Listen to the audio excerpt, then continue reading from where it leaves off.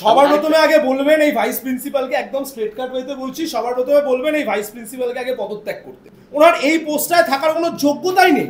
একটা অ্যাডমিনিস্ট্রেশন যখন একজন অ্যাডমিনিস্ট্রেটর সামলাতে পারেন না, তাহলে সেখান থেকে দাঁড়িয়ে যে সরকারি টাকাটা উনি পাচ্ছেন, যে সরকারি মাইনেটা উনি পাচ্ছেন, ওনাকে ইমিডিয়েট বলুন রিজাইন করে দিতে।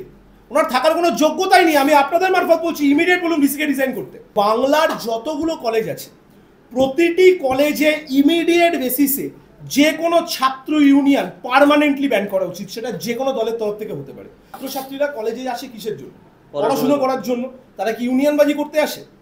এই রাজনীতির বিষটা যদি আমি ছাত্রদের ভেতরে বা ছাত্রীদের ভেতরে প্রথম থেকে ঢুকিয়ে দিই না, that you have to be a political person, তাহলে তার আলটিমেট ইন্টারেস্ট নেম ফ্রেম গ্লোতে যদি চলে যায়, সেখানে কিন্তু সে আলটিমেটলি নিজের পড়াশুনো থেকে ফোকাসটা হারাবে।